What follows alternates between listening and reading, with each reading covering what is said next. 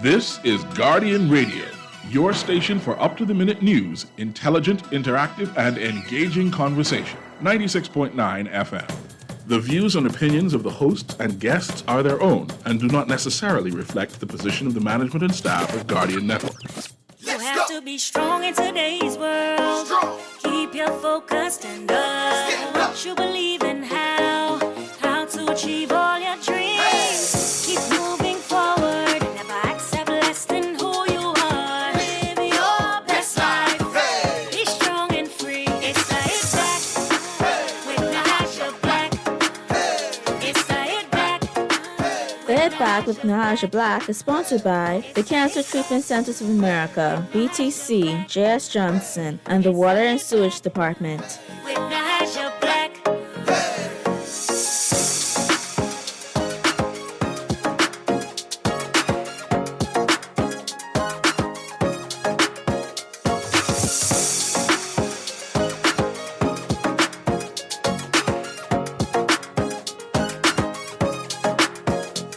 Good afternoon, Bahamas, and welcome to the Hit Back. I'm your host, Nahaja Black. It's a beautiful day here in the 242.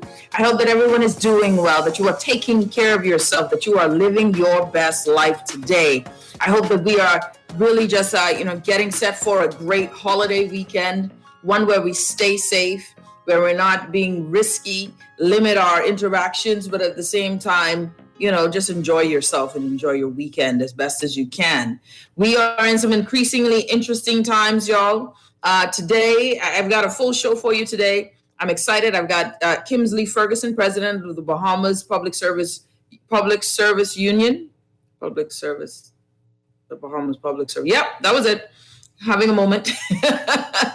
And also Dr. Nyambi Campbell Dean will be joining us, or Hall Campbell Dean will be joining us on the show as well, as we talk about emancipation, the Black emancipation movement of the Bahamas.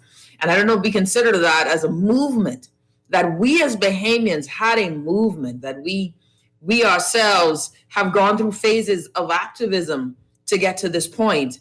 And I think it's important that we always revisit that history to remind us of who we were, who we are today, but better yet, who we can be. And so, there's so much history. And as I learn it, I've grown to appreciate. And I hope that the people of Fox Hill even understand and are reminded of how wonderful, how impactful, how powerful that settlement is. Gambia, listen, I am loving Bahamian history as I learn it more, not from school. I've not learned, Bahamian history was not what I learned in school. I learned about the Aztecs, the Incas, the Mayans, and their feats of technology and their way. When we finally did learn, we learned about Columbus and his discovery of us, but the Arawaks to some degree. And but I thank God there was a gentleman, a teacher, I think his name was Mr. Saunders at R.M. Bailey, who taught us civics. And I remember that was the first time I'd heard about Doris Johnson. And that was in grade 11. And that's what shook me, was that, hold on, there's a movement by women. So Bahamian history is a wonderful thing that gives us so much pride. And, as we head on to a holiday, which is my mother's birthday, she'll be turning 75. Shout out and happy birthday to my wonderful mom, Anita. That we, continue to look in the mirror and realize that we are warriors, man, that we are more than conquerors, that we are, as a people, we are filled with pride because we should be proud of ourselves. And when we are held hostage or disappointed, or when our expectations come lower than expected, don't let anyone dumb you down to believe that adequate is sufficient, that inadequate is acceptable, that the status quo is our standard, that begging on our knees for commerce is the level of acceptability, that this is the way you do business. Ladies and gentlemen, our forefathers didn't fight for majority rule, for the majority of us to live in poverty.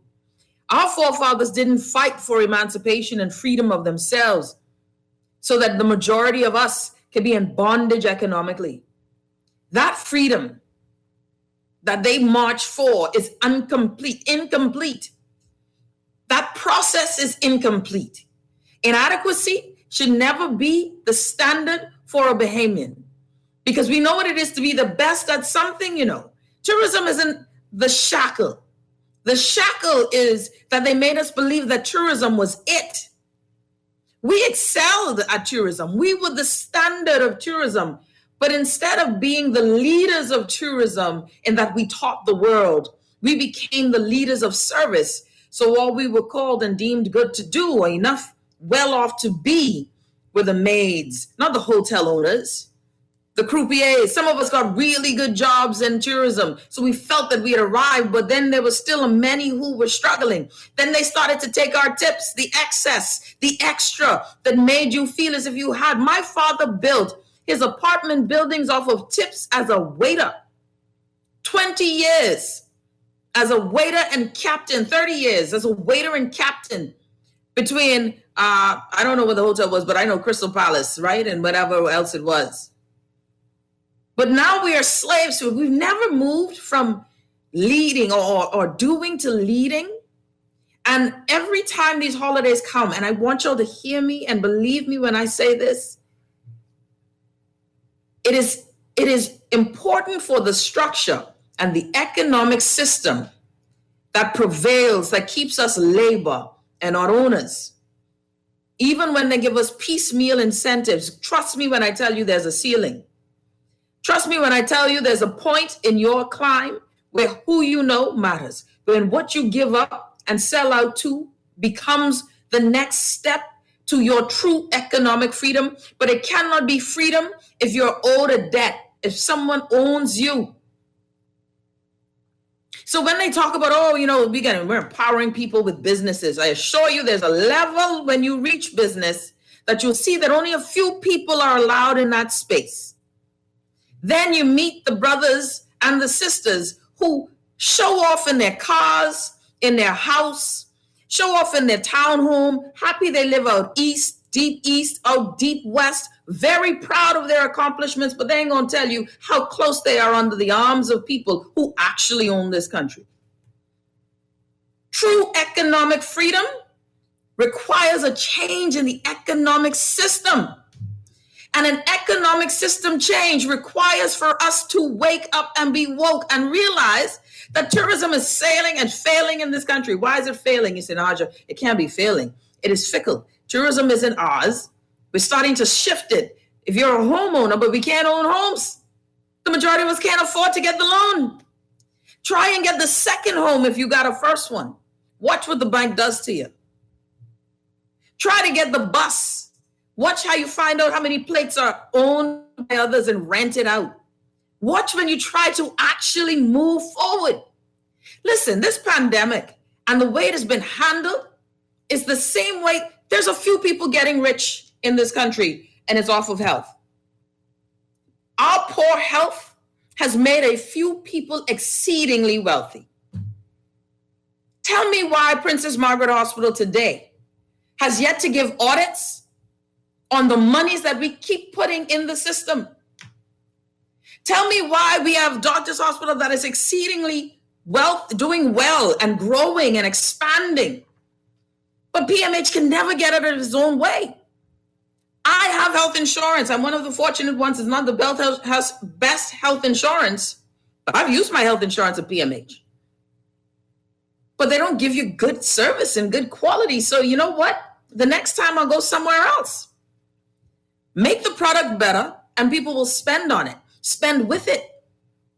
It's as if there's a sabotage going on. Healthcare ain't free, ladies and gentlemen, and free healthcare is a myth and a lie. We cannot afford to do free healthcare. So we can't afford to do free healthcare, then we must create a system that is better functioning. Today, how do we do accounting in the hospital if there's no billing? What is coding and billing? Only a few people are getting wealthy. Why is it that when we talk about PCR tests, it ain't free? Today, a parent was in Bimini pleading for someone to help them get a PCR test done on Bimini for their child who has to have a visa interview, a student visa interview in New Providence, could not get home, still can't get home, still can't get to New Providence. You're in your own country, but tourists can come here, land in country without a PCR test. but Bahamians can't travel into Ireland without a PCR test. Oh, well, no, Nahaja, the tourists are vaccinated. Ladies and gentlemen, y'all talk about the tourists are vaccinated, but the tourists can still, any vaccinated person, more so than a person who's unvaccinated. And why I say more so, because we're emboldened in being vaccinated, not symptomatic or asymptomatic, traveling space to space, shedding tons of this virus. But if I got a cold or a cough, I know for sure to stay home, but I can't even afford the test. So this is ridiculous to me. Bahamians ain't working. Not everybody making this money. People are deciding between their health and income. The government is talking about, get vaccinated. But then the only place that's giving vaccines today, cut it to 20%. 20%. And the same word, this insidious, interesting word, was used by Brent Simonet today, said brutal. We have to be brutal. Rupert Roberts said the same word, brutal, when he was talking about the application of these rules that need to happen with COVID, that the government needs to be brutal. Now Brent Simonet is using the same word. You can tell some folks sitting around the same table, whilst you and I can't sit to our table with a group of 5 unless we vaccinated. Huh? We must be the king and queen conks of the whole Caribbean. But this is where we are. A parent can't get to New Providence for a student visa, a child to get a student visa in Bimini. They're all out of PCR tests. We're talking about vaccines. Can you just get the guests to take a PCR test? Something else I saw before I bring on my guest in this segment. So something else that I saw, ladies and gentlemen, which really shook me, but it didn't shake me because I didn't know. It shook me because I knew about it, but then there's so many times I get photos, but this one just got me. So I don't know if you saw on social media, I posted it on my page, but there's a photo circulating. It shows LPIA, Lynden Pilning International Airport. The airport is loaded with tourists. It is an optimistic and a very scary sight. Optimistic because you see tourism is brimming. This is wonderful. But you remember yesterday when I talked about the fact that you want to see folks come in, but at the same time, you know that there's stuff coming in with them. What are we doing? How do we, determine this? And ladies and gentlemen, here's the thing. This is the truth. Every other country, major country, they decided that they were going to have to take the brutal measure of closing their borders. All right, the brutal measure. Now that's what I use, the brutal measure of closing their borders.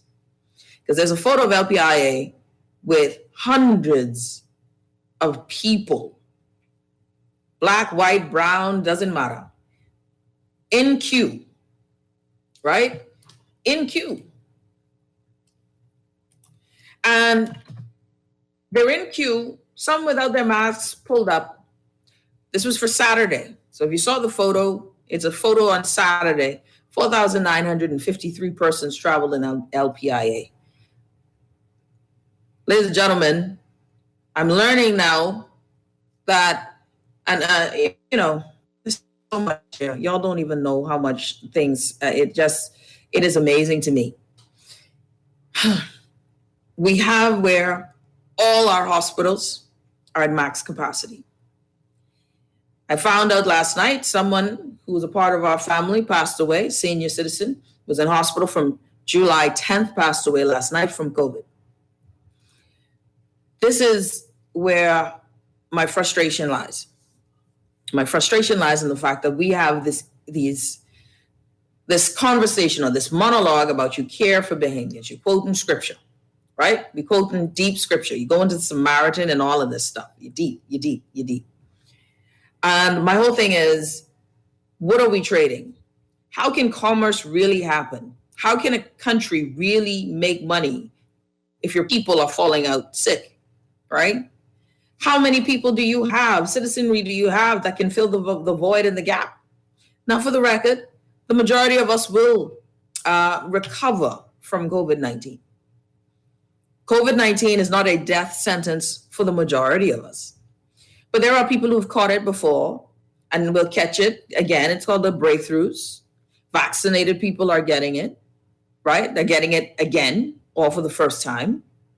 Then you have folks who have never gotten vaccinated are getting it. And based on what Dr. Nakia Forbes says is that the most people in the hospital, the only people in the hospital are folks not vaccinated.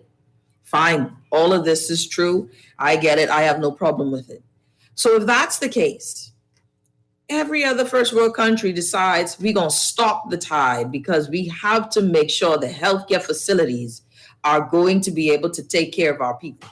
When the healthcare facilities are overrun and pleading for you to do something, they ain't saying stand out there and tell us about the values of a vaccine and the value of our neighbors and neighborly love and affection. They're telling you do something tangible. Not just all of a sudden we gonna do 18 beds. Not just all of a sudden we finally found that number for Samaritan's Purse because we didn't call them 3 weeks ago when 20 people were dead. Oh, no. They ain't asking you to show up today and talk about what you can do, what you're going to discover later. We're going to put in new technology. Let's omit hubcap. We're going to hire 40 people today. You just realized today, yesterday, this is what we needed, but I digress. Where I'm going with this is you could do something already. Make testing free, right? Because who benefits from free testing though? Like, let's come on now. You can tell people, you can tell all of us in government, you can tell all of us behemoths, we can't buy masks. You know how crazy it is if mask is the mandate? If I got to wear masks, you're telling me now I got to buy my mask from a local vendor when I could buy my mask in bulk? Oh, well, we making commerce. Most people ain't getting the made masks anymore. Who's benefiting from all of these things? You could do something, Mr. Prime Minister, Mr. Competent Authority. Stop having folks come in.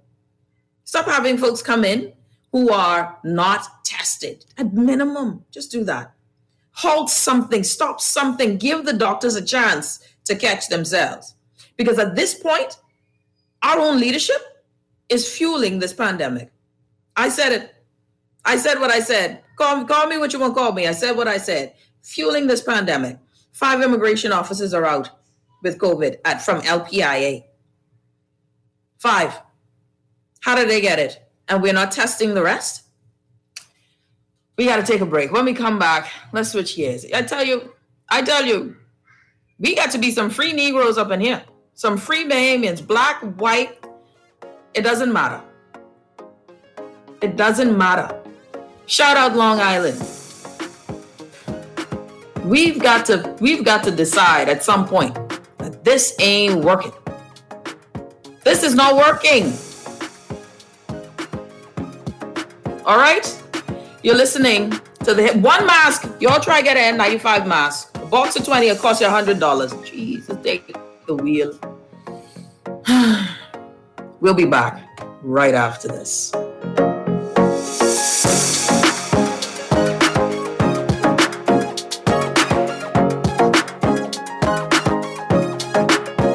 Enjoy an elevated mobile experience with BTC, giving you unlimited talk for the best conversations, unlimited data for all your online fun, and unlimited roaming to stay connected while overseas. For just $50 per line. Unlock unlimited mobile talk, data, and roaming when you sign up for BTC Superfast Fiber Internet with speed starting at 100 megabits per second. Enjoy more great savings and value. Upgrade or sign up today. Visit any BTC store or btcbahamas.com. Conditions apply. Do you know you can get your business cards designed and printed for as low as 18 cents a card? If it's a poster you want, you can pay as little as $6 a square foot. If your print needs are short or long run, digital printing, wide format, or print consultation, call the best. Call Print Masters. Print Masters' goal is to provide its clients with the highest level of personal, professional service at an affordable price. Our state-of-the-art technology also makes working together efficient and easy. Laminations, business cards, flyers, posters, window and floor decals are just a few of the digitized print services offered at Print Masters. Call 302-2361, 302-2361, or visit us at the Nassau Guardian Building in Oakesfield. Print with the best. Print with Print Masters.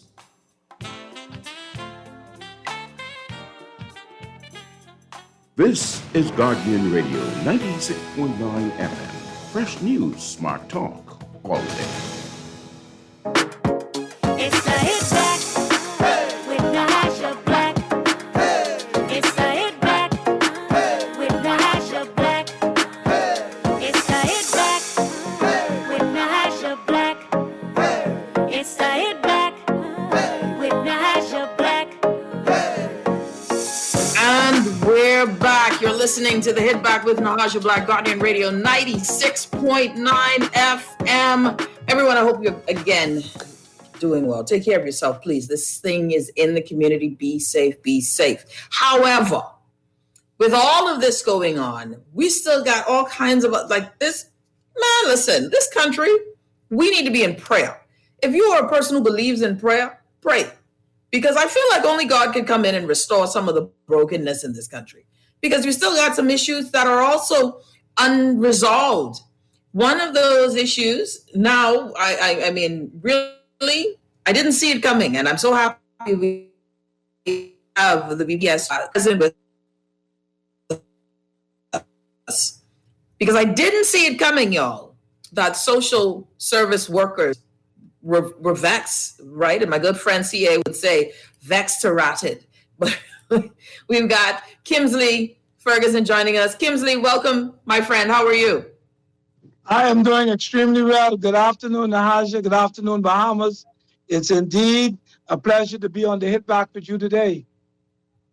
Yeah, it's a pleasure to have you on, my friend. I'm happy that we got to do it and to get you on with us. Kimsley, man, I think we all saw day before yesterday. For me, I was surprised by, because I didn't realize what was going on as an undercurrent with social service workers, but we definitely know, and we've known that social service workers have not stopped working since Dorian. And when I say not stopped, you've been working before that, obviously.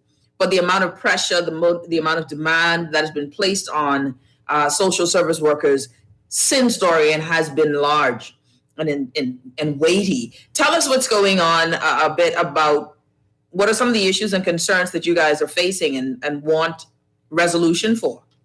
Well, there are a number of major issues in relation to social services and, to be honest with you, the entire public service. But everybody in relation to the regularization exercise, all the ministries would have submitted stuff on behalf of some of their employees, and certain communications were coming back to the various ministries that would have been issued to employees, indicating to them that they were made permanent and pensionable. But however, in my discussion with the Minister of the Public Service in relation to social services, he said to me that the Ministry of Social Services did not submit anything at all on behalf of their staff in relation to them being regularized. Prior to that, Nahaja, we would have had a meeting with the permanent secretary over there. Sometime, I think it's in about the last part of the year, somewhere thereabout. And the reasoning for that meeting was we wanted to get an update on the regularization exercise. Mm-hmm. However, in that meeting, we discovered that nothing was done at all in relation to the regularization exercise for the work program individuals who are actually temporary staff. During the course of that meeting, I had in my possession a circular from 2016 issued by Public Service to the various human resource departments, empowering them from 2016 now, empowering them to regularize individuals. Allocations were made financially to regularize individuals, but yet social services did absolutely nothing. That was record-setting day in my career as the president of the Bahamas Public Service Union, to know that a circular existed that empowered the various ministries to regularize individuals. Hence, persons at social services, some have already retired with no pension at all. Wow. Okay, so what you're saying is, Kimsley, that the social service workers, they were feeling pretty confident because of this empowering this document or circular that was saying, hey, you guys were going to be sorted out. What has been the word on why it didn't happen? Anything? There was actually no response in regard to why it didn't happen. It was just, the response just was, it didn't happen. And I asked the question, can anybody tell me why?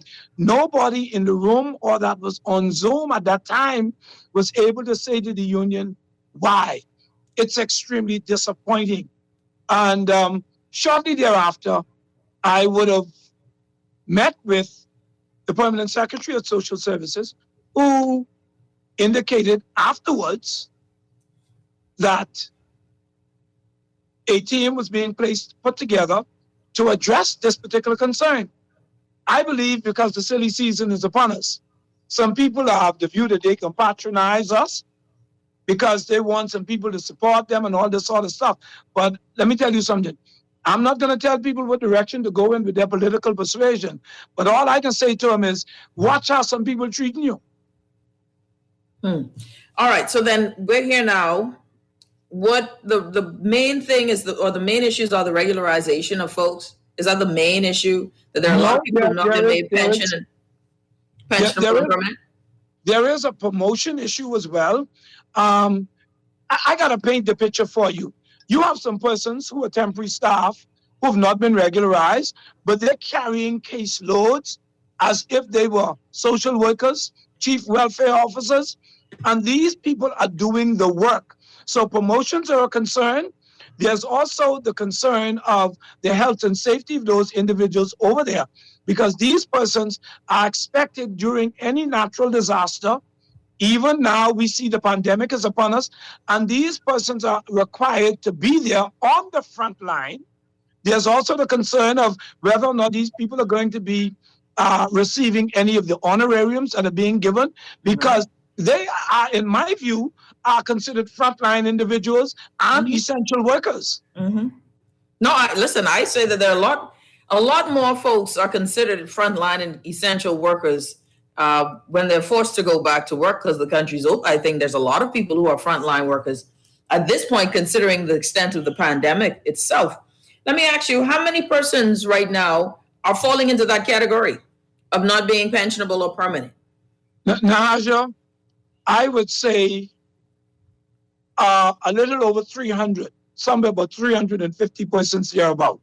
Really? Because social services is a really, really large ministry because it's all across the length and breadth of the Bahamas.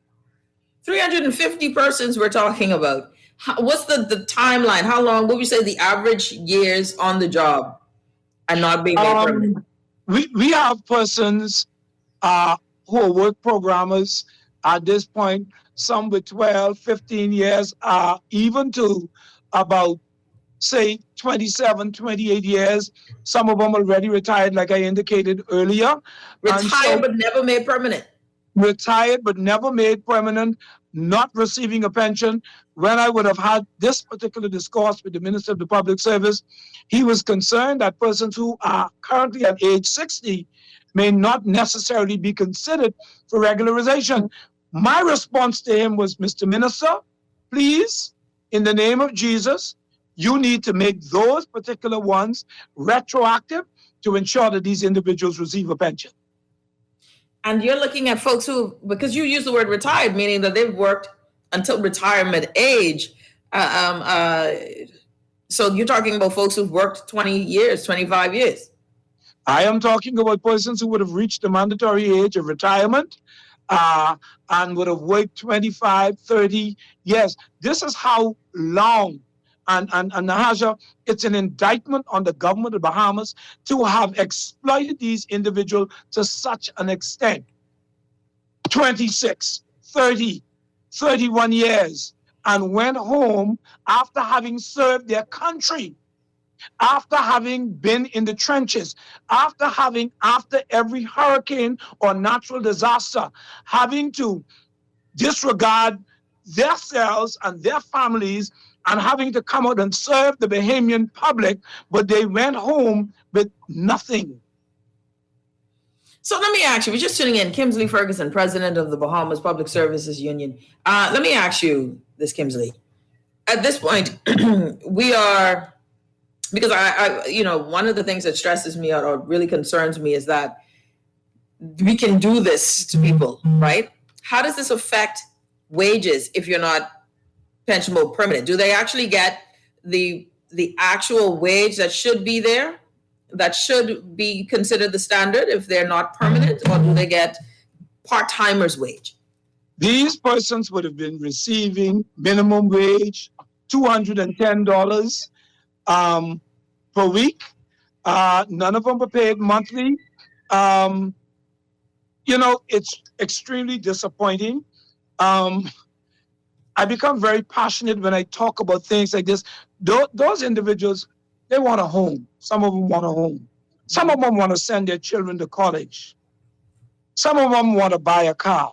These individuals cannot even go to the bank because the bankers are not even giving consideration to these individuals because they're not satisfied there's any job security in relation to these individuals. So again, $210 a week. And so they now have the choice of putting food on the table or paying the rent.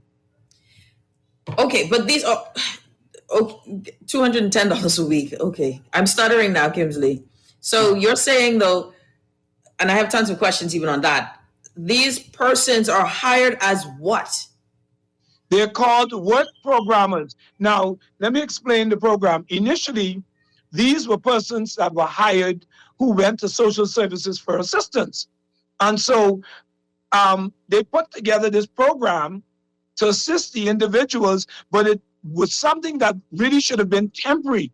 And at some point, they should have severed their ties with the individuals until they actually caught themselves. But the program went on for up to now, which is some 30 years or even more.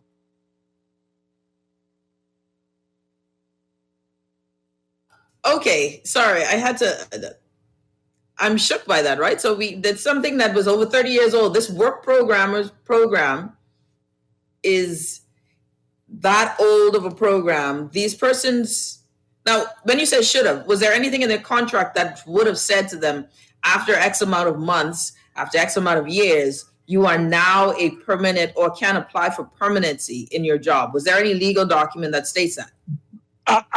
Initially, when the program began, all the individuals would have been given documentation that indicated what the terms and conditions of the relationship was. Mm-hmm. I cannot say for a fact that there was a time frame, but I know based on the program, it was supposed to have been a period of time to allow the individuals to gain some momentum, be able to take care of themselves, and then it was supposed to be severed. Contracts were signed a couple of times, and eventually there were no more contracts being issued. So persons then begin to have an expectancy that I'm now an employee. And at some point, consideration is going to be given to me as a permanent and pensionable individual. Because if we didn't want persons to have an expectancy, then we would have continued to put the contracts in place, causing them to understand that at any point in time when this particular contract is concluded, it is likely that ties between you and this particular program would be severed. Kimsley Ferguson, president of the Bahamas Public Service Union. Hold that thought, Kimsley. We're going to take a quick break. When we come back, we'll have more with the BPSU president. You're listening to The Hit Back with Nahaja Black, Guardian Radio, 96.9 FM.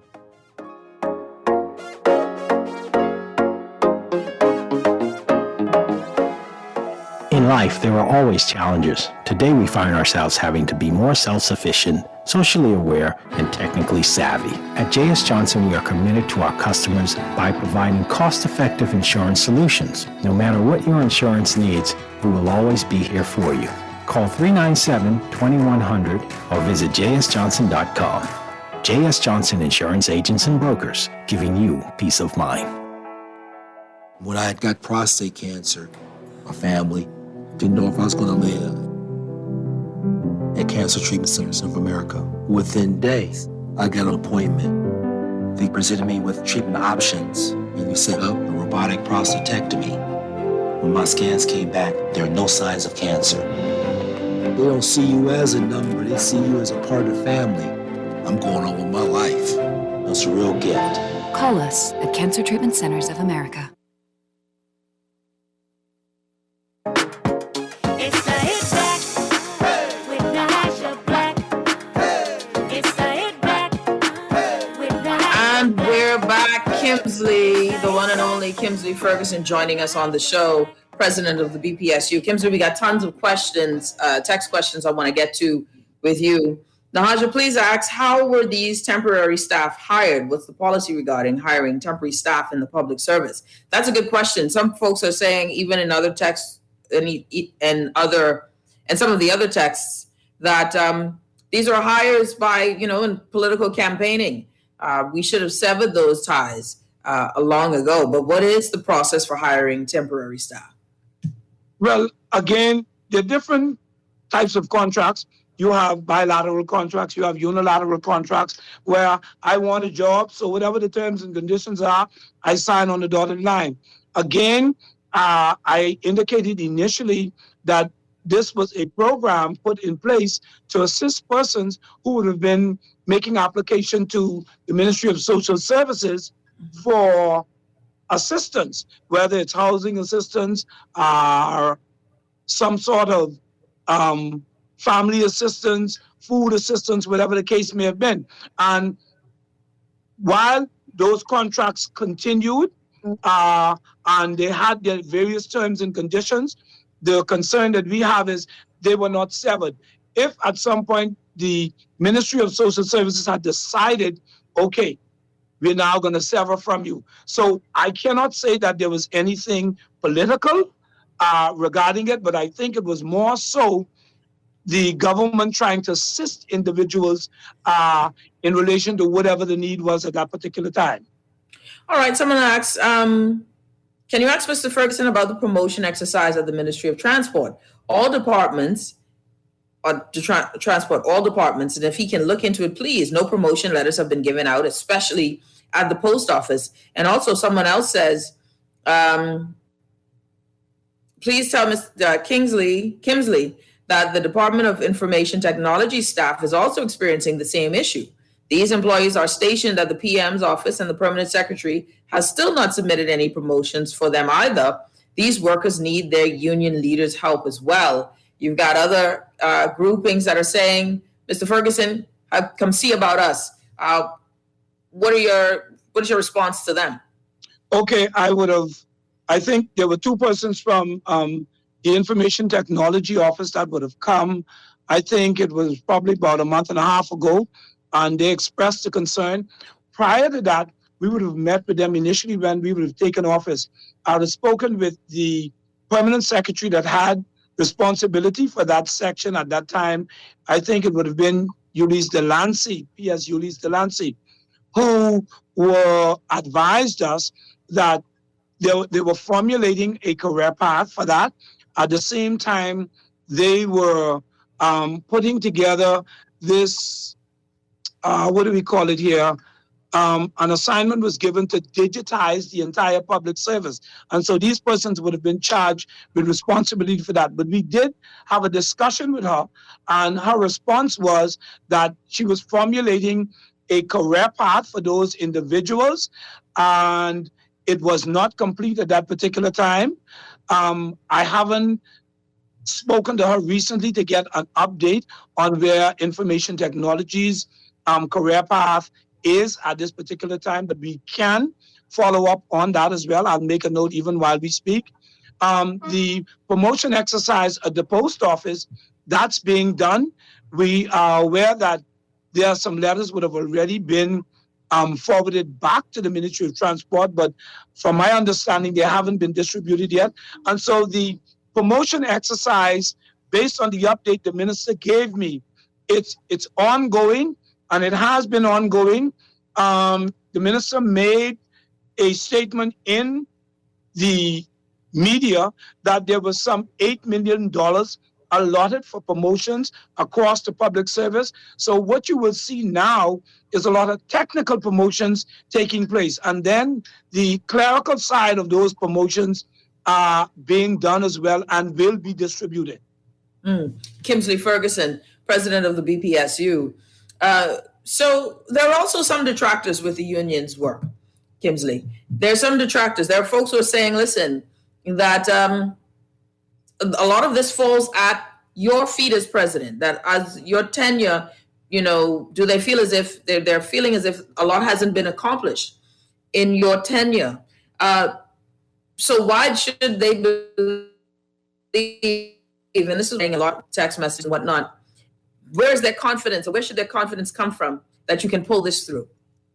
Well, let me say this, and I don't look for excuses at all, but quite a bit of this is stuff that has been inherited. And again, I can say quite a bit in that regard, but my attitude is not to complain about what my predecessor would have done. As the issues present themselves, we make every effort to present them with a view to coming back to the membership so that we can give them an update on where stuff is. Now, this the Bahamas and this the public service. And the attitude in the area of the public service, people drag their feet and they take forever to do things. But at the same time, I want to say to our membership, everything is a process. And so what we can do is we can collect ourselves if we are of the view that quite a bit of what we've presented to them, we haven't been in a position to get an update. We can collect ourselves and take a stand and make it known that this particular level of service is unacceptable to public servants, and we will take it no more. And so I want to say to all our members that are listening, together we can stand, undivided we would fall. Yes, the union has an obligation and a responsibility to address your concerns, but the union is not in control of the public service itself. And so once we present an issue that needs to be addressed, we follow up to try to get a response on your behalf so that we can come back to you and update you. But sometimes 9 times out of 10, when we speak to persons in the various ministries in relation to your issues, we're finding that they've placed things on the back burner. It's probably sitting in the in tray in their office where we left it the last time that we were there. 7 good days. That's what you gave the ministry to comply, or to I don't know if the word is to comply, but to address your concerns. Yeah, to respond to your concerns. Have you heard anything from the ministry? Well, disappointingly enough, today I would have spoken to the Minister of Social Services. I sought to give him a call to see if I could have gotten a meeting with him to address the concerns at Social Services. The minister quite frankly said to me that I must go and do what it is I need to do, or what I think is best to do. I again asked him if I can get a meeting with him to have a discussion in this particular regard. He said to me that I spoke with his permanent secretary and she speaks for him. So what is the next step now? So what you're getting from the minister is, and you're talking about the Minister of Social Services, yeah? The Honorable Frankie Campbell, yes, ma'am. Now, go ahead. Yes. Nahaja, statements are going to be made. Statements are going to be made. I am not one that like to pass idle threats, but when we would have consulted with the membership after that time has elapsed, then some decisions in that regard will be made. Those decisions are going to be collective decisions. I think that this is a time when the Bahamian workforce, after being abused and mistreated and neglected for so long, they're coming together. And I want to commend the individuals at Social Services, along with all the other public servants, those at the Airport Authority, those at the Post Office, and other ministries that have issues that are outstanding and we are unable to get a resolve because the government of the Bahamas has been displaying a dismissive attitude. This morning, I would have written a communication to the Prime Minister of the Commonwealth of the Bahamas, the Most Honorable Dr. Hubert Minnis, asking for an audience with him to discuss these very issues. I would like to know that we would have exhausted all avenues in seeking to get a resolve regarding the outstanding issues of public servants, so that when we have to take it up a notch, then we are satisfied that we would have done what it is we can do to get an amicable resolve. Kimsley Ferguson, what do you say to those who say, listen, we're in a pandemic, where do you think the government is going to get the money from? Well, Nahaja, I'm happy that that question was asked, because it's a silly season. And I would have noticed and taken a look at that gussie budget that the government would have put together. I've noticed as well in various constituencies, campaign promises are being fulfilled, or seeking to fulfill campaign promises. When the government needs money, they could find it from exactly where they want to find it from. And so now it's time for public servants to receive their due. We expect that you would go and look where you have the money and take care of public servants. I have in front of me communications that would have been forwarded to the Minister of the Public Service regarding the completion of the industrial agreement. We would have written in May 2020, the Prime Minister asking for an audience after we would have spoken with the Ministry of the Public Service and didn't get a response. We would have written the Public Service, the union's attorney, Khalil Parker, on the 3rd of March. I would have also written on the 11th of November 2020.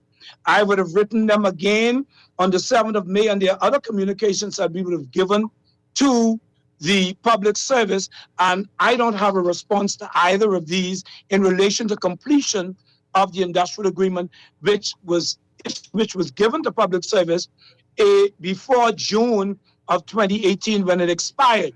That's a common theme with all the unions right now, though. Well, we started the negotiations. All the non-financial aspects of the agreement have been completed. Then came Hurricane Dorian. That was the first excuse.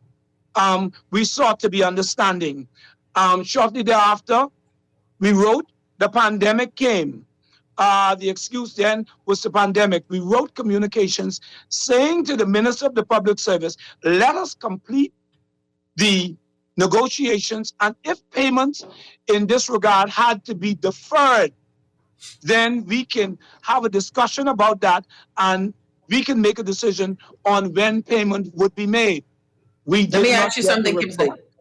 Let me actually, before we go, because we have to go, and I want a quick answer from you on this. Someone texts, does your guest support contribution or contributory pension funds for public servants? We do support that in the area of the various authorities and corporations that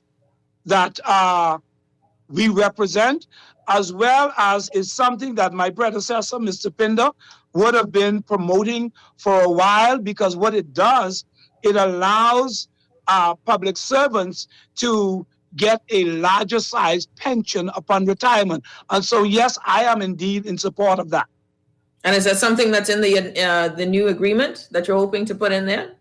Well, no, that is not something that we would have placed in our agreement at this particular time, but we are addressing that particular concern in relation to the authorities and corporations that we do represent, which is indeed mandated by the National Insurance Act. Kimsley Ferguson, I hope we stay in touch as this process goes along. You said something interesting. Steps will be taken, and we'll be tuning in to find out what those steps will be. Since there's no other recourse, the minister says, do what you got to do. Yeah? Well, I'm hoping, Nahaja, that is the trade unionist in the minister speaking, because, at some point the minister was actually the chairman of the Police Staff Association.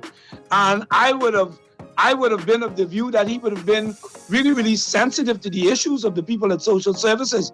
And so we want to make a plea publicly again to the leader of the nation, please sit with trade unions.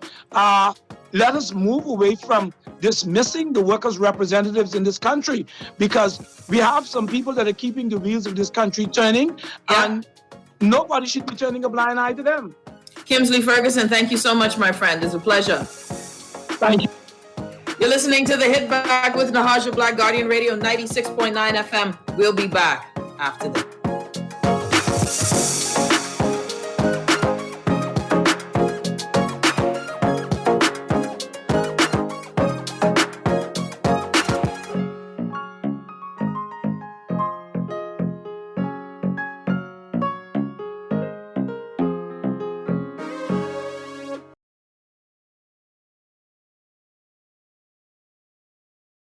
This is Guardian Radio 96.9 FM.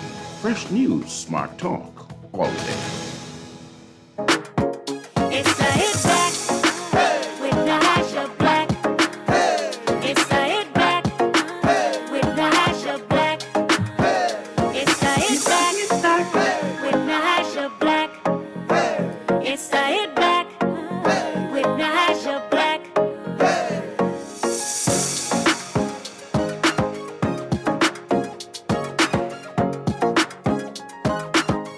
And we're back. You're listening to The Hit Back with Nahaja Black, Guardian Radio 96.9 FM. It's good to be here today. As per usual, it's a good full show. I wanted to, before I have a wonderful guest coming on. If you guys haven't been keeping up, obviously we all know Monday's a holiday. I mean, you and your Grammy know Monday's a holiday. People, your pet dog knows Monday's a holiday. Monday better be a holiday because I'm really pushing hard for it to be. But anyways, so I got a good guest, a great guest. She's a friend of the show. Dr. Nyambi Hall Campbell Dean will be joining us in just a quick second. But something that was just on the news, cruise ship passengers coming in positive. Now, I want y'all to understand something here. The cruise, how do we find out? The cruise ships are the ones testing, not us. Okay, just for the record. The cruise ships are the ones that are testing passengers, and then they get turned away. So that is the process there. So when we get this information, it's important that we know all of the details.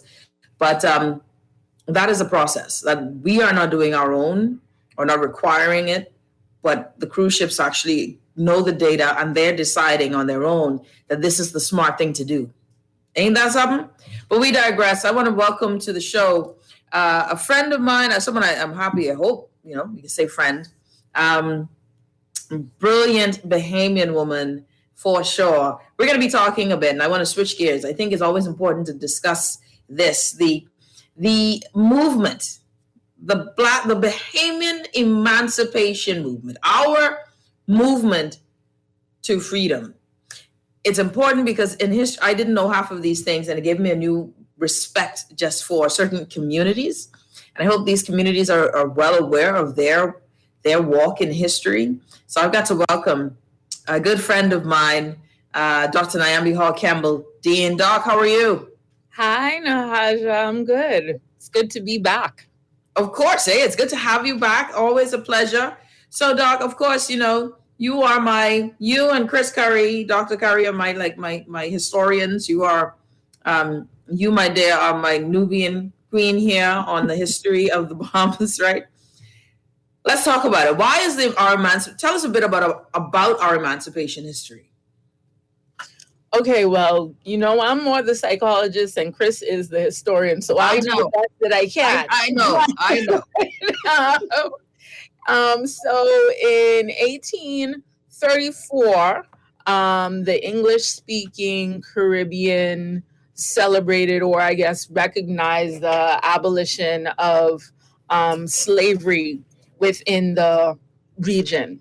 Now, when we say that emancipation happened in 1834, we know that, on that day, it wasn't like, oh, okay, y'all are free, and now all of the enslaved people had these magical, wonderful, free lives and actually lived, and worked as free people. We know that in the Bahamas, there was a period after emancipation, which was the truck system. There was apprenticeship systems. So there were a lot of systems that came in after slavery that kind of kept up the same structure, right? You were no longer made to work for absolute free, but you still weren't necessarily functioning and operating as a fully free, emancipated person, fully in charge of their labor and the wages that they could, occupy for that labor. So it's interesting that, we have this conversation after the union piece, because it shows that while, a lot of people argue that we're still not free in the Bahamas, and that's a argument that you could make. I think that we've come a very long way. Very long way. Yeah. So then let's talk about it, because the movement itself, why do you think it would, obviously we know it was important. Obviously we know that it shaped our lives, and it's led for us to be in terms of economics, we're in the world and global geopolitics, we're considered a very stable, Black-led nation. We're stable. We're an economy that grows, though slowly, and maybe for a few, more so for the majority. But we are a thriving people, right? And a thriving country and nation. Emancipation for a lot of other nations may not look as good as ours. What do you say from the psychological perspective, the impact of our emancipation that has led us to where we are today? Your thoughts on that what has changed in us? What has grown in us because of this? As you were framing that question and asking, the quote came to my mind, emancipate yourselves from mental slavery. None but ourselves can free our minds. And so I think that, one of the reasons that I wanted to come on the show and speak with you today is to talk about this, but also talk about the Bahamas National Reparations Committee and the events that we have planned for this month of emancipation, which we're calling Set Free Sundays.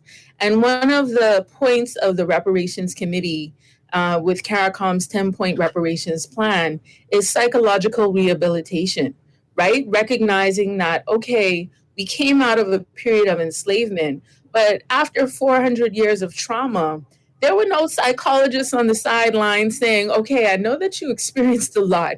Why don't we come and unpack that, right? That's true. Nobody there to say that. And so we had 400 years of trauma of enslavement, followed by hundreds of years of the trauma of colonialization. And there was no space to recognize that these systems were meant to kill us, right? Really. I mean, I sometimes pause before I say that, but there's really no other way to say that. When you look at enslavement, it was cheaper to just go to Africa and get more than to treat the persons that you had in a way that they could live a longer life, right? It was just cheaper to work them to death and then get some more. So these systems weren't created they were created for our death. And there was no process in which we came out and said, how does that affect the way that I think, right? How does that affect the way that I interact with other people? How do I make connections with persons when I came from a history of people being able to be sold away from you, taken away from you, right? How does that work? And so all of these things affect our psychology. And all of these things, you may feel like, oh, and this is what I hear, that was so long ago. But was it really? Yeah. Really? Like my grandmother touched and knew people who were enslaved. Wow. My grandmother, right? So it's not really that far from our memory. It's not far from our psychological way of being and knowing. And we have to recognize that. How does it, we did a show one time, colonialism and white supremacy, right? You and I and Dr. Curry did a show together. It was a huge hit, right? But it always touches on, heavy topics, right? Heavy topics. Yeah. And I'm the one that believes that you cannot understand or know who you are today unless you look at your history. Why do we make decisions that we make today that are so considered the norm? Why do we feel the way we feel? Why do we do the things we do that are so normal? And I think you guys mentioned something a while back on that show in regard to that it is entrenched in us. So we don't know we're a part of a system because we don't wake up and say it's a system. Like it is what it is. It is, you don't see it. You might feel it, can't name it, but you don't see it. If you look back at that moment of emancipation, it's a word or a thing that happened. But like you mentioned, the mental side of it, can you look back as someone who, when you look through the conversation of reparations, ask yourself or come across any reasoning why, for many Black people, reparations makes no sense? Like I've heard a lot of Bahamians say, what are you talking about? Reparations. That makes no sense. Is there a reason why reparations makes no sense for a lot of us? Like a lot of Bahamians say that makes no sense. I think a lot of people don't really subscribe to the reparations movement or get on board with it. I think because they don't really understand what reparations is about, right? Because once you break reparations down to justice, I don't understand how you could have a problem with it, right? I don't understand how you could say, oh no, you don't deserve justice. And who gets to determine what the timeline on justice is? Who gets to say, oh no, justice, what happened to you was too far long ago, so you don't deserve justice? When the people who perpetrated the injustice are still benefiting from the perpetration of that injustice, right? I think people also sometimes push back against reparations because they feel like it's an impossible thing. And they don't understand that reparations has happened before. Reparations is happening now. That the enslavers received reparations after emancipation for the loss of their property. Mm-hmm. The enslavers received reparations. That's true. That's right. From us. When folks decided that they were going to escape their slavers here, those slave owners were paid off, eh? Yeah, and after emancipation, all of the slave owners that now did not have the property of the enslaved persons received money for the value of the enslaved persons that they had. So they got reparations. Someone says, so who would pay those reparations for us if we're looking at it as the studies that you guys have come about? What is owed? Who would pay? So I think one of the other things when we talk about reparations too is that kind of push people back is that the reparations is always perceived as money or a specific amount. But I would invite everyone to go to the CARICOM Reparations Commission page and look at the 10-point reparations plan. Because a little bit differently than reparations, how it's discussed in the United States, the CARICOM reparations movement focuses on the development of the region where, if you look at Walter Rodney's text, How Europe Underdeveloped Africa, right? The same argument, how England underdeveloped the Bahamas. When the colonizers left these areas, 60% of the people in the region were illiterate, right? So we were free, we were independent, but we couldn't read. So that stunted all of your development. Yeah, now that's great. Hold that thought. Don't go anywhere. Hold that thought. We're going to take a quick break. You're listening to The Hit Back with Nahaja Black, Dr. Nyambi Hall Campbell Dean. We're talking about emancipation reparations on this Good Friday. We'll be back right after this.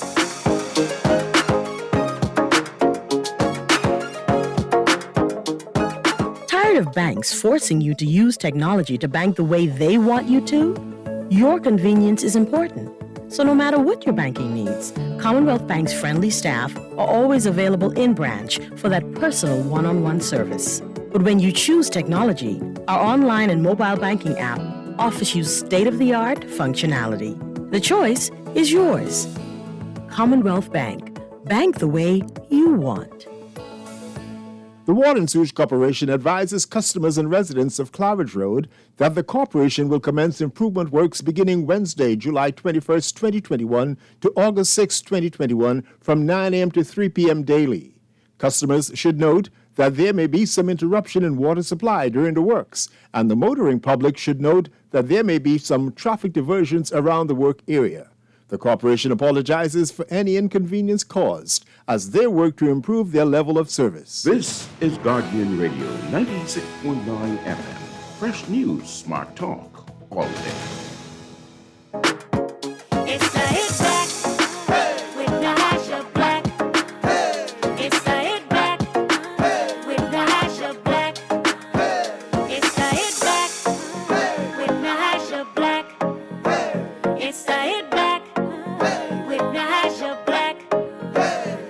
And we're back. You're listening to The Hit Back with Nahaja Black, Dr. Nyambi Hall Campbell Dean joining us on the show. Doc, we're talking reparations and emancipation, right? Emancipation Day is coming up on Monday, and we celebrated the freeing of slaves here in the Bahamas, right? So that's our Emancipation Day, our big day. Woo! Thank God. Free Negro. So now, Doc, we were talking about reparations, who will pay, and, what was the two questions? Who will pay and why? No, yeah, something similar to that. What are your thoughts on that? When we talk about reparations, who will be the payer?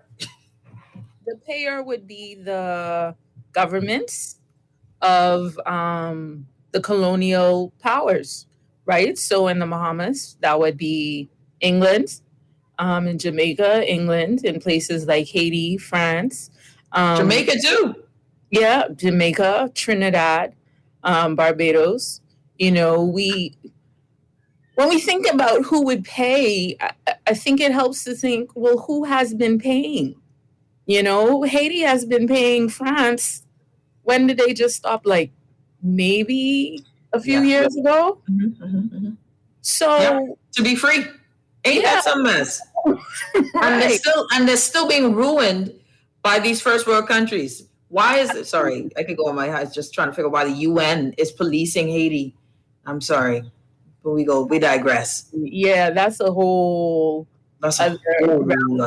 Yeah. But it's connected, right? It's connected because if we look at what's happening in Haiti, it's because they were the first ones to say we're going to be free, right? Mm-hmm. Our emancipation in 1834, theirs was the first Black republic in the world in 1804, right? And so when we talk about this thing called freedom, when we talk about emancipation, it's not, it came with a price. And so reparations is about saying we no longer want to pay that price.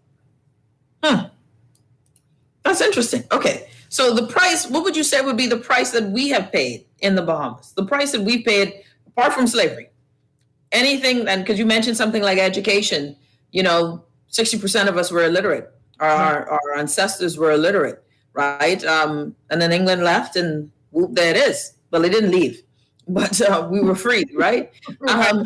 So they just left the responsibility now. Yeah, that's it.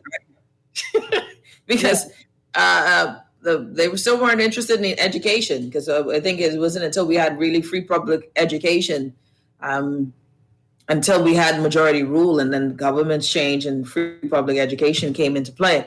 But what do you say is the impact of that on the Bahamian society? And do you still see that impact today? I think we still see that impact today in so many ways that we're not even, again, consciously aware of. If we just look at the system of education, for example, only education now, right? My parents are the first generation of Bahamians to really receive a secondary education. Say it again. My parents are the first generation of Bahamians to have full access to secondary education. Yeah, that's true. We're not that far off. God knows it's true. Right? Yeah. Access now. Access. Yeah. Not, this is that it was there and you could access, you could go. Yeah. Right? And this is secondary education that we're talking about. You're right. I think my mother had to stop at 14. I think you go to work at 14. Yeah. I never thought of that. That's deep. You know, and that's one generation. Now, and I think that that's one of the things that we don't really appreciate, how, because in that generation, we've made such advances, right? Many of Bahamians have really excelled in the field of education and just taken it and run. So we feel like, oh, you know, high school, that's basic. Now everybody is going to the University of the Bahamas, you know, and that's considered the basic now. But the fact of the matter is, this is a new thing in our development as a nation. Education is a new thing in the development as a nation. And so how does that impact you, right? How do you build a government of people who are trying to govern a majority of people who are illiterate? So how do you govern? Right? What kind of things do you need to put in place? How much structure do you need to put in place? How much plans do you need to put in place when you know that your electorate is not going to be able to read or follow up with what you have, what you have there, right? Yeah. What can you now do? What can you get away with? Oh, and that's a big one. Right? What can you get away with? That's probably the only question they ask. What are they going to require of you? Right? That's education. If we look at health, you know, so Hillary Beckles, who's the chairman of the Reparations Committee, talks about growing up in Barbados and walking to school with a bag of sugar on his arm and eating the sugar like a snack. Yeah. We have the highest rates of diabetes, the highest rates of hypertension. Our cancer rates are astronomical. We are, by all accounts, a very unhealthy people. Where does that stem from?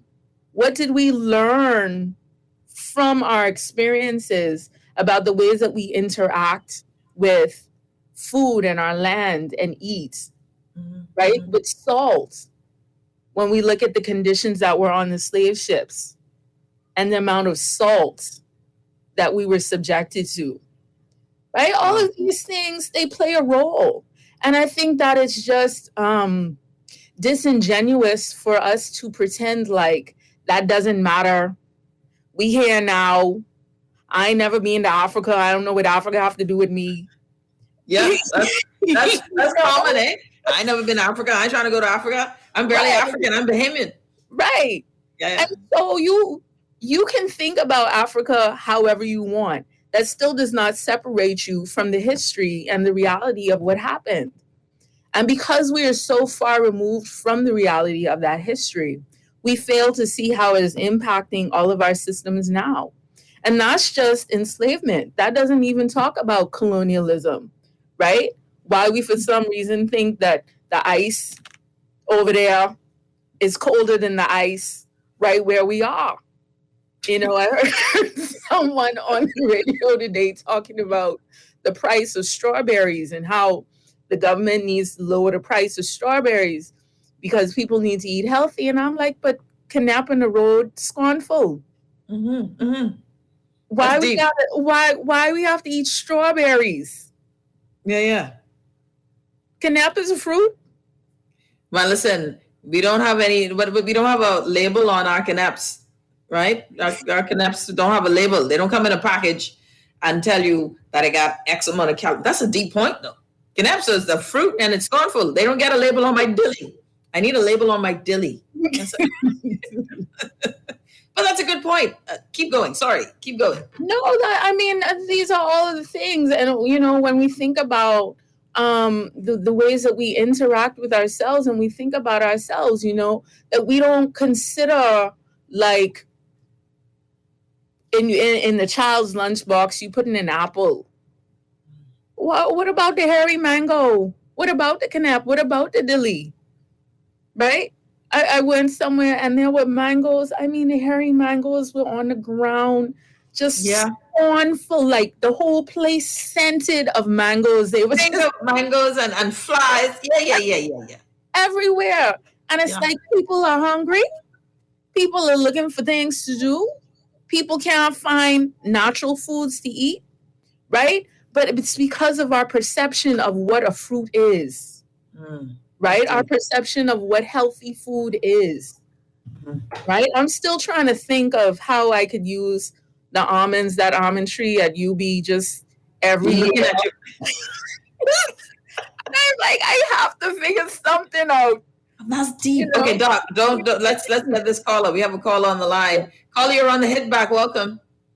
Good evening to you, Nahaja, and your guest. Good evening.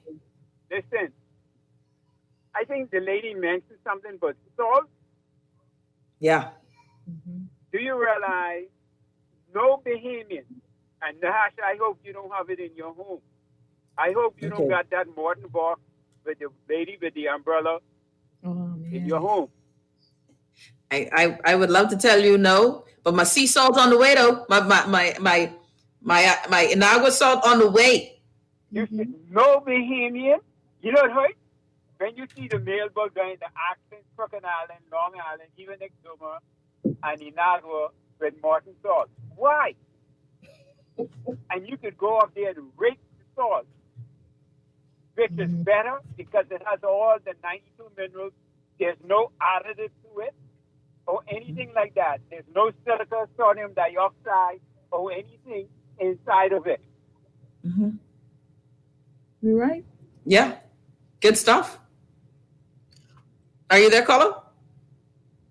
Okay. I guess that was it. But no, you made a great point there. Yeah. You know, that's such a great point. But the truth is, when you go to the food store, and this is if you buy your sea salt in the food store, the sea salt, the price of it compared to that little blue box with the little girl in the umbrella on it. Listen, every time. It'll make you want to pick up that little blue box. Man, listen, you can get two of them. Sometimes you can get two of them other blue box, but don't have the little girl for, like less than $2. You can, right? But it does take a commitment. It takes a commitment to say, well, what am I going to pay for? What am I going to support? What do I want to honor? With and do that with your paycheck. Yeah, I think what it's going to be, if you're just tuning in, you're listening to the Hit Back with Nahaja, Black Guardian Radio 96.9 FM. Dr. Nyambi, Paul Campbell Dean on the show with us, professor of psychology there at the University of the Bahamas. There's a lot of stuff. Said for slavery reparations, someone asks, how do you determine who should get what and how would the amount be determined?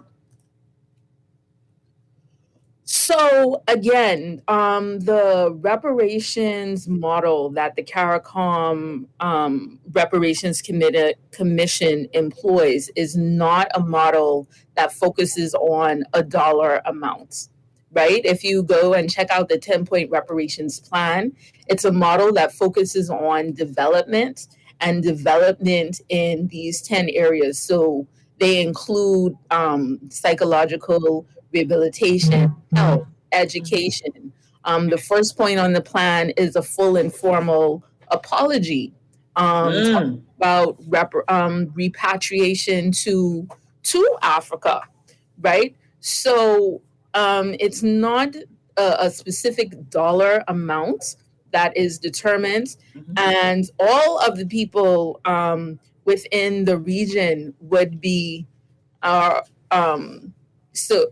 would be able to benefit, right, from the development. Because then if it's not a specific dollar amount, then you don't have to say, oh, well, you get a check, but your Grammy wasn't really from here, so I don't know. You need to go somewhere else and get your check, right? So it alleviates that kind of minutia. Doc, I know we have, one of the things that I look at, and you were talking just before, even with that question, when we have this idea of that is better than this, and I see it in our negotiations, right? I see it even when we do tourism, right? The Bahamian product itself is as if we're trying to go, we've always sold the sand and the sea and the sun, but we weren't selling the people and the culture, right? And Jamaica has been very astute in selling their culture, right? They've exported their culture. Reggae music is exported. Rastafarianism exported, right? So they've exported their culture, though they still have the colonial vestiges as well, just like we have. Why do you think we have not done so well in exporting our culture? We don't play Bahamian music downtown in our stores. We play R&B, we play hip hop, we play everything. We play soca even in our stores downtown. Man, listen, one time I heard Indian Bollywood music. I ain't even joking. So why is it that we can't, we don't push Bahamian music? What is it that you've seen? I mean, just in your psychological, analysis, why don't we? What is it about us as Bahamians? I will say, because you started using the example of Jamaica, and anyone who's ever been to Jamaica knows that, like, from the moment you step off the plane, Jamaica. That's it. In your face. In your culture, like in the airport, they have like big posters of the history of Jamaica, who this one is, who that one is, who their national heroes are. Can I say, I was told, Doc, just as a record, I was told that right before they watch a movie, I don't know if they still do it now, but I was told this some years ago from a Jamaican saying, listen, I was surprised she said, I was surprised when I came to watch a movie, we didn't stand up to sing the national anthem. In Jamaica, we stand up to sing the national anthem. I was like, what? Who got time for that? For a movie. For a movie, y'all running out. But that's interesting. Yeah. And so I think that, in their development or their move and rise to independence, there was a very concerted effort on culture, right? And the arts, and the role and the importance that they played. And I think that in our development, we didn't necessarily place as much of an emphasis on the arts, right? On culture. And so now when it comes time for us to say, tourism, the hot new thing is culture. People want to go and know who the people are. Now we have to kind of like put it together, right? Like, it's not organic. I'll tell you that. Right. It's manufactured. Yeah. Whereas every Bahamian child should be able to put that together because they've been taught it. It's been instituted. There's a school. There should be a school where we could go to for the arts and the artist development, right? We once used to have a thriving theater community, and I know that there are a lot of people that are still trying to, build that up. But it wasn't supported. It's struggling, yeah, and that is where I think, our development, when I connected with tourism in terms of our growth outside of, colonialism or in that era, our development with tourism has really been, let's just service. We are selling sunshine and seeing nobody coming here to see these people. They just want a new plantation, then an exotic plantation. And that's all we've done. Our model has been, we're the exotic plantation. And so people can buy a space on a key with their Confederate flag and we say nothing. Or a tourist could come and shoot up against the defense force and they don't even get arrested. They get sent back home, but we digress. Stay right there, Doc. We'll be back right after this. You're listening to The Hit Back with Nahaja Black, Guardian Radio 96.9 FM. We'll be back.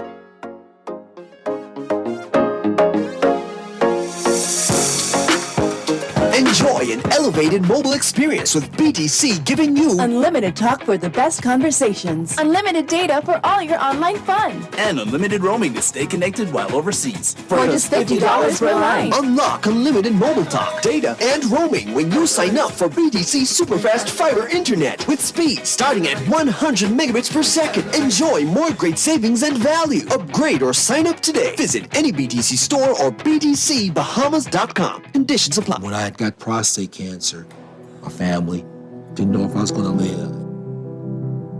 At Cancer Treatment Centers of America, within days, I got an appointment. They presented me with treatment options, and we set up a robotic prostatectomy. When my scans came back, there are no signs of cancer. They don't see you as a number, they see you as a part of the family. I'm going on with my life. It's a real gift. Call us at Cancer Treatment Centers of America. Loss of family members is very isolating, and people who have experienced loss appreciate when others have shared their grief. If you can't be there in person, go to the Nassau Guardian's website online at thenassauguardian.com and visit our obituary link. The Nassau Guardian's interactive obituary link allows you to read the funeral announcement, express condolences, or place photos on the online guest book for 1 full year. Losing a loved one is painful, but that pain isn't the worst thing to happen. Friends, loved ones, colleagues, and neighbors who ignore the loss compound the pain. Should the bereaved family wish to place the obituary and photos on our obituary site, just contact the Guardian's Funeral Industry Partners or the Nassau Guardian. Remember, there isn't one magic right thing to say to someone experiencing loss that will make the loss less painful or easier to bear. The Nassau Guardian's obituary link, available online at thenassauguardian.com.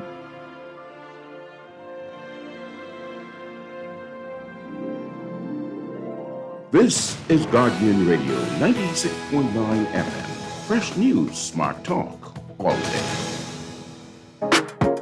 It's the Hit Back with Nahaja Black. It's the Hit Back with Nahaja Black. It's the Hit Back with Nahaja Black.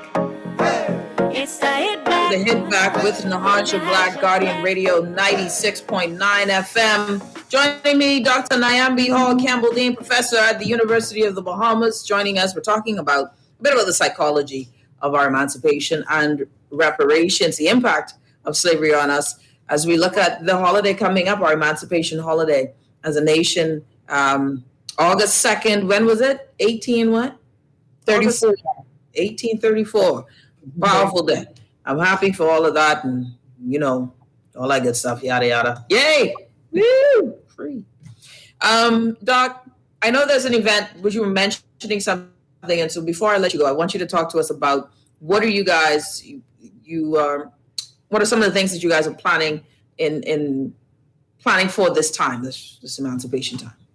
Sure. So we're really excited, the Bahamas National Reparations Committee, and you can go on our website and find all of this information, Bahamas National Reparations Committee. But we're jumping off on Emancipation Day. We're going to have a screening of Judas and the Black Messiah. And I haven't watched that yet, I have it. I haven't watched it yet. It's a very interesting movie. People come out of it feeling a number of ways. So that's why we're going to definitely have a conversation about it afterwards, to talk about that and, how did the Black liberation movement in the U.S. impact us here in the Bahamas? And that is actually going to be the precursor to our panel with the Vanguard Party.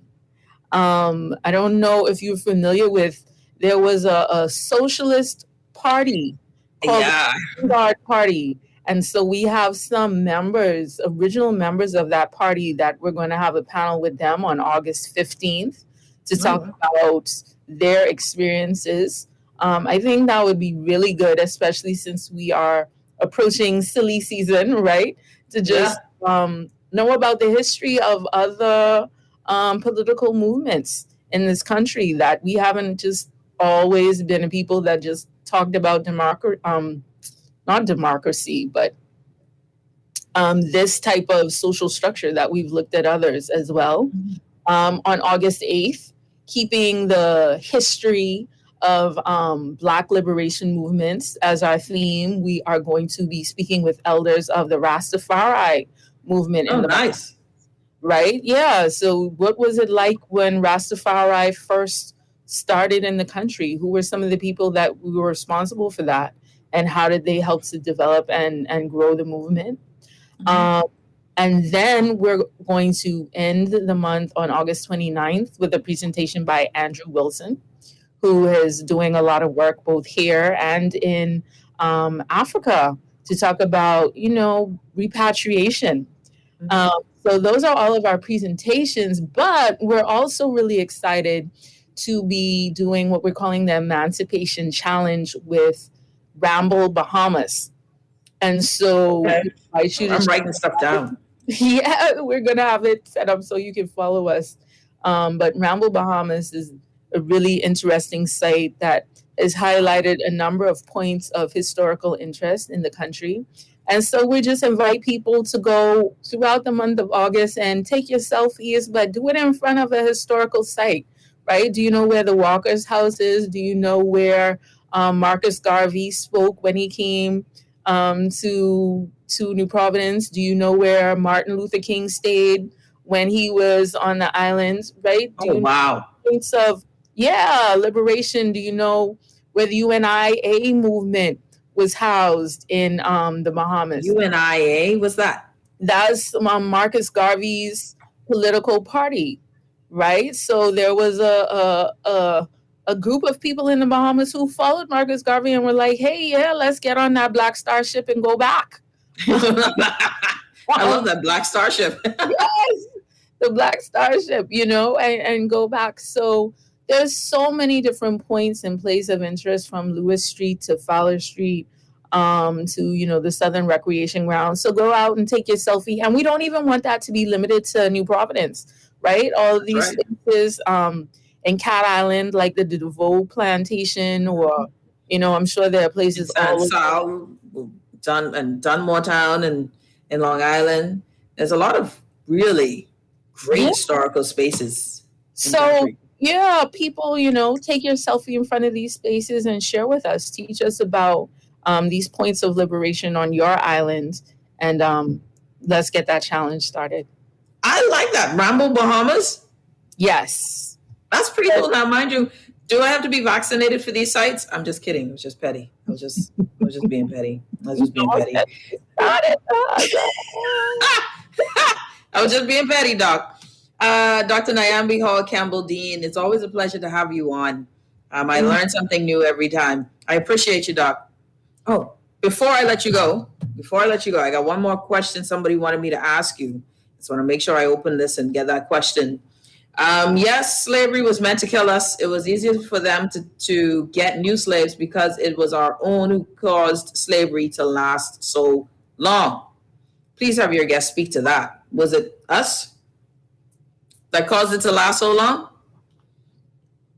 I'm kind of confused about when you say it was us who caused it to last so long. I mean, that our own people, yeah. I think.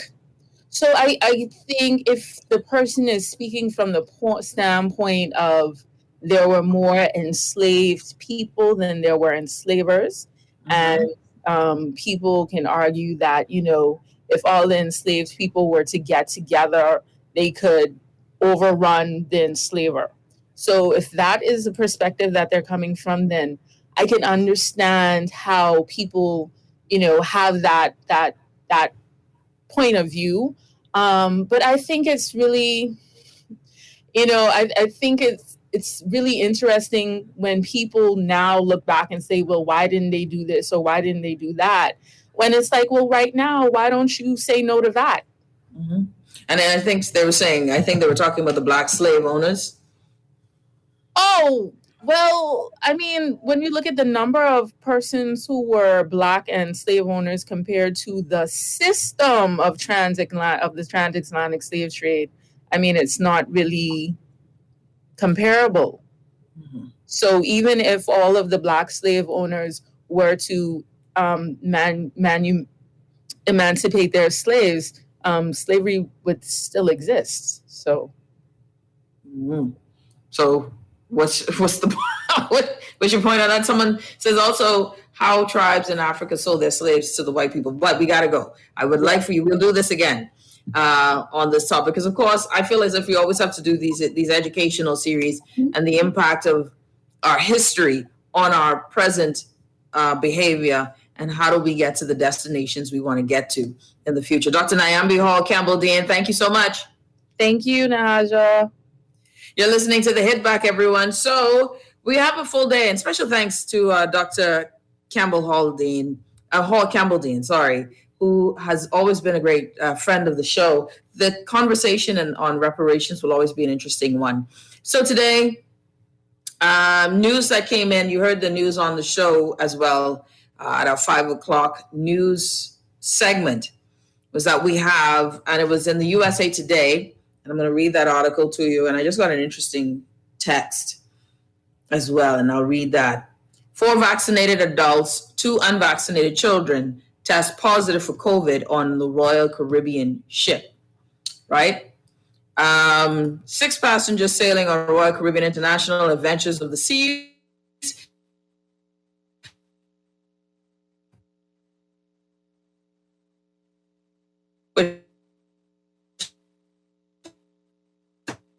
departed from Liane Sierra Caro, spokesperson for Royal Caribbean, confirmed to USA Today Friday, all American citizens. Now, there's something that you need to know, right? And let's say the test came back as part of a routine end of cruise testing, which is offered as a courtesy by the cruise line since most passengers need to show proof of a negative test in order to return home. Travelers flying to the U.S. from international destinations are required to show proof of a negative COVID test or proof they recovered from the virus within the past 3 days, right? Now, past 3 months, sorry. So this is something that I want to bring up because something else came to my attention right before showtime.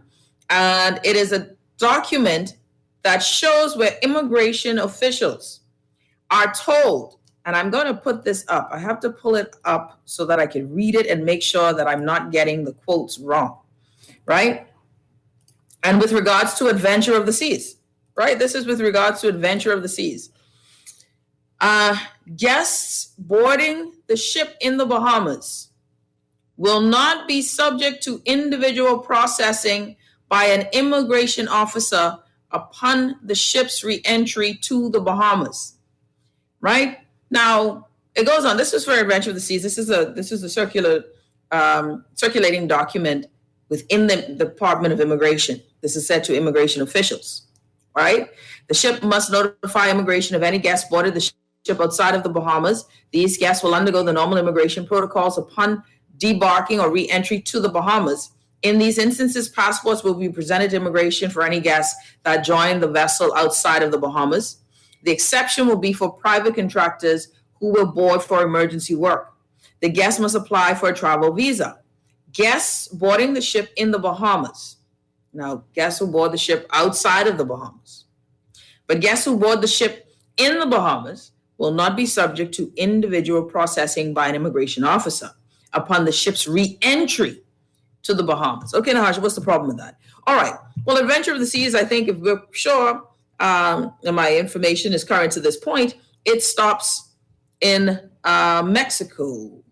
Yeah, it stops in Mexico, right? Ships go disembark and they go into Mexico and then they come back in and then they come back into the Bahamas. But immigration never sees these individuals, and they don't have to come back and show any other health visa. Why is this important? Because that actually, we're now treating these guests who leave the country or make another stop in country as if they have stayed within the Commonwealth of the Bahamas. Normal procedure is that once you've left the country, you come back and have to go through an immigration process. If you've ever been on any cruise that's had multiple stops outside of country, you start in the United States. When you come back into the United States, immigration got to see you anyway. So this is interesting, right? Because this is caught, now this whole situation with the four, with the guests who were tested positive, this was caught. And on top of that, immigration also gives them something no less than 30 days, right? So this includes guests disembarking. So passports will not require, and I need to show it where it says no less than 30 days. I actually missed that here. But they are given a pass of no less than 30 days as well in country. So roaming about in country you can do for 30 days. Where my issue arises with this is, one, anyone can go in a vessel, stop in Mexico, bring something on, never sees immigration, right? They can bring something on the vessel, come in country, never see immigration. I have a problem with that. They went out of country. We should stop and see them. But you have about a full 30 days, right? You can stay in country. What happens on the cruise ship, and I was glad that I got a chance to do this with Serenity, COVID protocols, like the article says, when you're leaving, the ship gives a courtesy where you can pay for your rapid antigen test or your PCR test and get it done on the ship. That's for those who are leaving right away. What happens to those who are staying, who have this 30-day, no less than 30-day pass to stay, right? Plus, there's a stop in Mexico. So you may have come on the vessel without COVID. You may have. But if you stopped in Mexico, how am I sure that you didn't get it there? But now you got a pass and you can stay a little longer. There's a lot of things that cause a little hiccup here, where you have to make sure these things make sense. So what happens to the guests who stay and don't take the courtesy, decide not to get tested then? What if they're staying in Ireland, which quite a few do? A lot more leave right away after their cruise, but quite a few do. These are the loopholes, ladies and gentlemen. So when the prime minister decides or says, well, we as Bahamians must pay for a PCR test to travel into Ireland, but they give the pass for guests on these cruise ships to not even see immigration after they've gone to another country within their voyage. And this is with Adventure of the Seas. The same vessel that has positive cases on it now. The same vessel. Where they will not be subject to individual processing by an immigration officer upon the ship's reentry to the Bahamas, regardless of the fact that they've gone out of country to a stop called Mexico. They're not required to show another health visa or just do another PCR test. No. But we know vaccinated people can, and this is what it's showing, 4 vaccinated adults, 2 children with positive cases. Say, well, Nahaja, how did they catch it? They caught it because these are the few people, and this happened in the Bahamas, but USA Today sharing the story. What a time. What a time. What a time, I tell you. So everyone, please be safe. This COVID-19 is within country. Someone sent me a text message and I'm going to read it. Good day, Mrs. Black. I really thought when I voted for this government, things would get better, especially with a doctor at the helm. I really don't believe the prime minister really cares about us. He could have locked down to curb the spread of COVID. He could have suggested if you don't take the vaccine to build your immune system. He did nothing. I'm so disappointed. C'est la vie. You're listening to the Hit Back with Nahaja Black. Everyone, take care of yourself. We will see you next week, Tuesday. Enjoy your holiday, but be safe. Keep wearing your mask. Keep sanitizing. Don't be reckless. Let's just try to stay safe, everyone. And take your vitamins and minerals, all of that good stuff. See you next week. We're out.